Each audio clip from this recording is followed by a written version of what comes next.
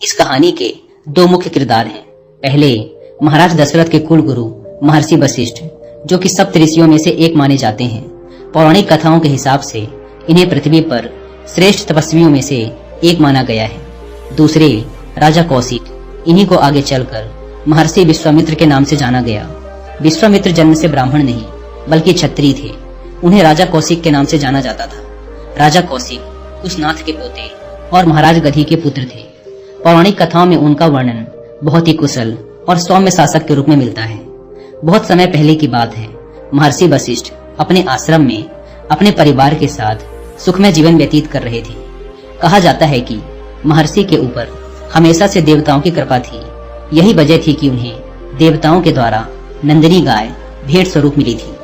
इस गाय में कई विशेषताएं थी, लेकिन इसकी सबसे बड़ी खासियत ये थी कि ये जहाँ भी रहेगी वहाँ से कोई भी कभी भूखा नहीं जाएगा। इसके स्तनों के नीचे आने वाला खाली पात्र कभी भी खाली नहीं रहेगा। इस गाय को अक्षय भंडार की स्वामिनी भी कहा जाता था। उस समय किसी भी ऋषि मुनि के पास ऐसी गाय नहीं थी। उस दिन सूरज की लालिमा को देखकर ही महर्षि वशिष्ठ ने यह कह दिया था कि आज कोई खास उनकी कुटिया में आने वाला है, और हुआ भी कुछ ऐसा ही था। राजा कौशिक अपनी विशाल सेना के साथ मुनि के आश्रम में पधार गए। महर्षि वशिष्ठ को मालूम था कि राजा कौशिक ब्राह्मणों का काफी ज्यादा सम्मान करते हैं, इसीलिए उन्होंने खुद राजा कौशिक की देखभाल का जिम्मा अपने कंधों में ले लिया। राजा कौशिक को मालूम था कि महर्षि का आश्रम बहुत छोटा सा है, इसलिए उन्हें महर्षि से किसी खास आवभगत की उम्मीद नहीं थी। लेकिन महर्षि वशिष्ठ ने खुद राजा कौशिक और उनकी सेना की बहुत अच्छे से आवभगत की। सभी सैनिकों का अच्छे से अच्छा ख्याल रखा। उन्हें स्वादिष्ट व्यंजन परोसे गए। ये देखकर राजा कौशिक अत्यंत प्रसन्न हुए।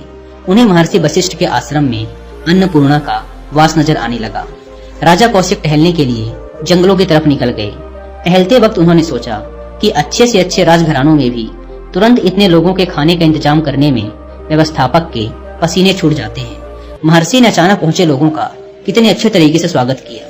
मुझे महर्षि से पूछना चाहिए कि उन्होंने ऐसा कैसे कर लिया। इसके बाद जंगल से लौटने के बाद राजा कौशिक ने संकोचवश महर्षि वशिष्ठ से सवाल किया कि हे मुनिवर, इतनी छोटी सी जगह होते हुए भी आपने इतनी बड़ी सेना के भोजन का इंतजाम कैसे कर लिया। इसके जवाब में महर्षि ने कहा कि उनके पास अद्भुत शक्ति वाली एक गाय है जिसका नाम नंदिनी है। वो स्वर्ग में रहने वाली कामधेनु गाय की पुत्री है। इसके पास ऐसी शक्तियां हैं जिसकी वजह से यहाँ पर आने वाला कोई भी इंसान कभी भूखा नहीं जा सकता। इसकी शक्तियों से लाखों लोगों का भरण पोषण किया जा सकता है। मुझे यह गाय देवताओं ने भेंट स्वरूप प्रदान की है। नंदिनी गाय की महिमा सुनकर राजा कौशिक के मन में लोभ की भावना पैदा हो गई। उन्होंने उस गाय को देखने की इच्छा जाहिर की। महर्षि वशिष्ठ ने भी उनकी इस इच्छा की पूर्ति की। महर्षि राजा कौशिक को नंदिनी गाय के सामने लेकर गए।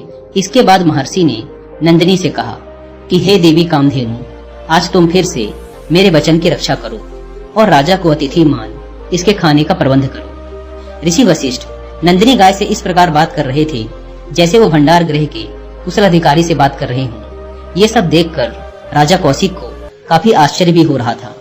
इसके बाद नंदिनी ने राजा कौशिक के सामने शीश झुकाया और जैसे ही उसने अपनी गर्दन ऊपर की, कई सारे व्यंजन राजा कौशिक के सामने पेश हो गए, जिन्हें देखने के बाद ही राजा कौशिक को बड़ा आश्चर्य हुआ और उनके अंदर लालच का भाव भी आ गया। उनके मन में ये ख्याल आया कि इस गाय की असली जगह मेरे राजमहल में है। मुझे नंदिनी गाय किसी भी कीमत में चाहिए। दोस्तों, महर्षि वशिष्ठ और महर्षि विश्वामित्र की यह कहानी रामायण से ली गई है। राजा कौशिक ने महर्षि वशिष्ठ से नंदिनी गाय उन्हें देने को कहा। उन्होंने ये भी कहा कि इसके बदले में उन्हें जितनी कीमत चाहिए वो उन्हें देंगे। महर्षि वशिष्ठ ने बड़ी विनम्रता के साथ राजा का यह प्रस्ताव ठुकरा दिया। इसके बाद राजा कौशिक ने नंदिनी गाय के बदले 1 लाख गाय देने का प्रस्ताव भी रखा। ऋषि वशिष्ठ को जरा सा भी अंदाजा नहीं था कि राजा कौशिक उनके सामने ऐसा प्रस्ताव रखेंगे। ऋषि वशिष्ठ ने राजा कौशिक को जवाब दिया कि मैं 1 लाख या 1 करोड़ गाय लेकर भी इस गाय को नहीं दे सकता। आपको पता होना चाहिए कि ये मुझे भेंट में मिली है और मैं इसे दान नहीं कर सकता। ऋषि वशिष्ठ को ऐसा महसूस हो गया कि राजा कौशिक को अपमान महसूस हुआ है। इसलिए उन्होंने कहा कि हे राजन, हम आपकी प्रजा हैं और आपके अधीन रहते हैं। राजा का धर्म प्रजा की रक्षा करना होता है, उनसे मांगना नहीं। ऐसे बहुत से कारण हैं जिनकी वजह से मैं यह नंदिनी गाय आपको नहीं दे सकता। हो सके तो मुझे क्षमा करें। ऋषि वशिष्ठ की बातें राजा कौशिक को छलवा लग रही थी। कहा जाता है ना, विनाश काले विपरीत बुद्धि। कुछ ऐसा ही राजा कौशिक के साथ भी हो रहा था। उनके अंदर लालच का भाव इतना अधिक हो गया कि उन्हें कुछ भी सही गलत नजर आना बंद हो गया। फिर उन्होंने अपने सैनिकों को आदेश दिया कि मुझे किसी भी हालत में ये नंदिनी गाय चाहिए। इसके लिए अगर तुम्हें महर्षि पर आक्रमण करना पड़े तो वो भी करो, इन्हें बंदी बना लो, लेकिन मुझे ये गाय लाकर दो। राजा कौशिक को ये बात मालूम नहीं थी कि नंदिनी गाय के पास भी दिव्य शक्तियां थी। वो वशिष्ठ की आज्ञा के बाद किसी को भी पराजित कर सकती थी, और हुआ भी कुछ ऐसा ही। राजा कौशिक ने सैनिकों के साथ मिलकर हमला तो कर दिया, लेकिन उन्हें हार का मुंह देखना पड़ा। महर्षि वशिष्ठ ने राजा कौशिक की इस हरकत के बाद उनके एक पुत्र को छोड़कर सभी को मृत्यु का श्राप दे दिया। इसके बाद राजा कौशिक महल की तरफ निकल गए। वहां पहुंचने के बाद धीरे धीरे उनके एक पुत्र को छोड़कर सभी की मृत्यु हो गई। राजा कौशिक के अंदर बदले की भावना जाग उठी। उन्हें किसी भी हालत में महर्षि वशिष्ठ से बदला लेना था। इसके लिए उन्होंने राजपाट अपने पुत्र को सौंपा और खुद जंगल की तरफ प्रस्थान कर गए। वहां जाकर उन्होंने कई साल तक शिव की तपस्या की। शिवजी राजा की तपस्या से प्रसन्न हुए और उन्हें वरदान मांगने के लिए कहा। राजा कौशिक ने शिव जी से कई सारे दिव्यास्त्र मांगे। शिव जी ने उनकी मनोकामना पूरी की और उन्हें कई दिव्यास्त्रों का स्वामी बना दिया। दिव्यास्त्र मिलने के बाद राजा कौशिक को अभिमान हो गया। उन्हें पुरानी बातें याद आने लगी। उनके मन में लालच आया कि इन शक्तियों की मदद से वो महर्षि वशिष्ठ को परास्त करके नंदिनी गाय को हासिल कर सकते हैं। उन्होंने महर्षि की तरफ रुख किया और उनके ऊपर फिर से आक्रमण कर दिया। लेकिन महर्षि वशिष्ठ के पास भी कई सारी दिव्य शक्तियां थी। उन्होंने अपनी बुद्धि और दिव्य शक्तियों की मदद से राजा वशिष्ठ की शक्तियों को खत्म कर दिए। राजा कौशिक की हरकतों से आहत होकर महर्षि ने ब्रह्मास्त्र चला दिया।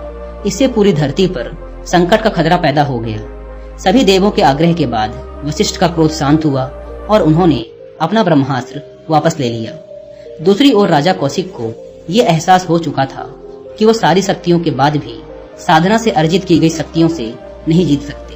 कितना भी शक्तिशाली और पराक्रमी राजा क्यों न हो, सिद्धि से प्राप्त शक्ति के सामने वह कुछ भी नहीं। उन्हें यह भी एहसास हुआ कि जीवन में लालच सबसे बुरी चीज है। इससे इंसान की आत्मा खत्म हो जाती है। उसे सही और गलत के बीच का अंतर समझ में नहीं आता। इसीलिए लालच करने से बेहतर है खुद को काबिल बनाए, जैसा कि महर्षि वशिष्ठ ने किया था। देवताओं ने उनकी काबिलियत की वजह से ही उन्हें नंदिनी गाय भेंट स्वरूप दी थी। दूसरी बार भी वशिष्ठ से हार के चलते राजा कौशिक को गहरा आघात लगता है और वो मान लेते हैं कि बाहरी ताकत और इंसानी अहम योग शक्ति के आगे कुछ भी नहीं है। इसके बाद राजा कौशिक तप और एकांत शिक्षा की बदौलत ऋषि वशिष्ठ से श्रेष्ठ बनने का प्रण लेते हैं। वो दक्षिण दिशा की ओर चले जाते हैं, जहाँ वो अन्न त्याग कर जीवन बिताते हुए कठोर तपस्या करते हैं, जिससे उन्हें राजश्री पद मिल जाता है। लेकिन उन्हें फिर भी संतुष्टि नहीं मिलती। कौशिक ब्रह्म ऋषि बनने की इच्छा पूरी करने के लिए फिर तपस्या में लीन हो जाते हैं। इस बार वो कठिन से कठिन सांस रोककर तपस्या करते हैं। जब उनके शरीर का तेज सूर्य के समान चमकने लगता है तो उन्हें अपने क्रोध पर भी विजय मिल जाती है। उनकी चाहत और मेहनत को देख ब्रह्मा जी ने उन्हें ब्रह्म ऋषि का पद दिया। और यही वो दौर था जब विश्वामित्र को ब्रह्मा जी से ओम का ज्ञान भी प्राप्त हुआ था। इतनी कठिन तपस्या और दृढ़ निश्चय के बाद महर्षि वशिष्ठ जी ने भी उन्हें माफ कर दिया और उन्हें ऋषि के रूप में स्वीकार कर लिया।